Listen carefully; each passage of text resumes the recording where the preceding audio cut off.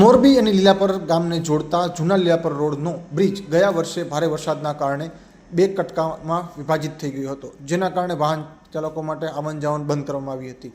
તંત્ર દ્વારા વૈકલ્પિક વ્યવસ્થા રૂપે બાજુમાં ડાયવર્ઝન આપવામાં આવ્યું છે, પરંતુ વરસાદના કારણે આ ડાયવર્ઝન પણ ધોવાઈ જતાં વાહન ચાલકોને હાલાકી પડી રહી છે।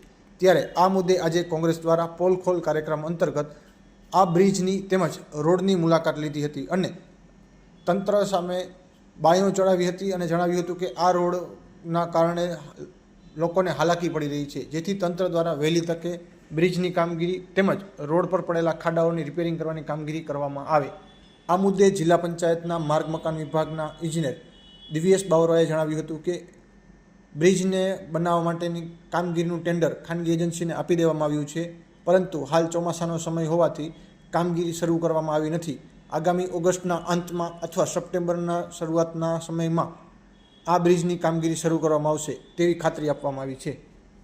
અમે આઇકોન રોડ વાવડી રોડ ઉપર અમે જાહેરાત કરી હતી કે કોંગ્રેસ મોરબી જિલ્લા કોંગ્રેસ અઠવાડિયા કે 10 દિવસમાં એક પોલ ખોલ કાર્યક્રમ કરશે। એના અનુસંધાને આજે અમે લીલાપર રોડ ઉપર આવ્યા છીએ। લીલાપર રોડ ઉપર જે બ્રિજ ધરાશય થઈ ગયો હોય એને અંદાજિત 1 વર્ષ ઉપર થયું છે, ત્યારે આ રોડ ઉપરથી ચાલતા રાહદારીઓ લીલાપર ગામ આવે, અદેપર ગામ આવે અને રફાળેશ્વર જીઆઈડીસી આવે, આ એમનો મુખ્ય માર્ગ છે।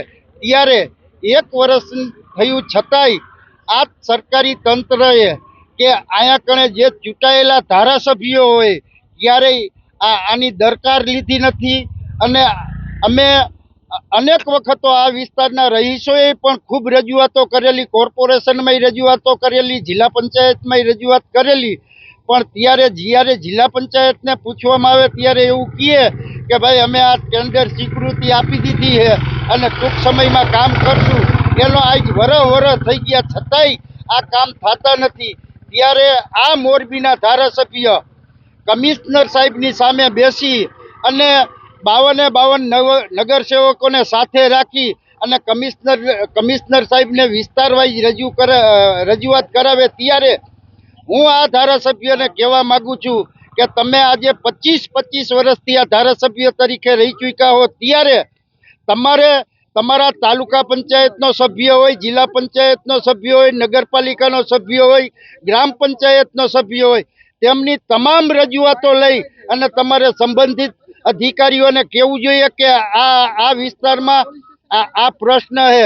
હવે આખું ગામ ભેરાઈ ગયું છે, ત્યારે આ ધારાસભ્ય કમિશનર સાહેબની સામે બેસી અને સીન સપાટા કરે અને એમ મોરબીની જનતાને એવું કહેવા માગે છે કે જો હું કમિશનર સાહેબ પાસે જઈ અને આ વિસ્તારના કામો કરાવી રહ્યો છું। મારું નામ નરેશભાઈ, રહેવાનું નીલકમળ સોસાયટી ને ધંધામાં અત્યારે હું રિક્ષા ચલાવું।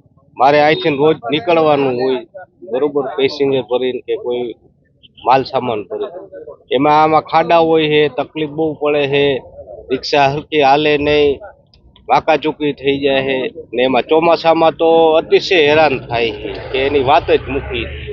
હવે આ 1 વર્ષથી ના પુલ તૂટી ગયો છે, આ તમે બધા જોઈ શકો છો, પણ હજી તંત્ર કોઈ આમાં કાંઈ કરવા આવ્યું નથી, બરોબર।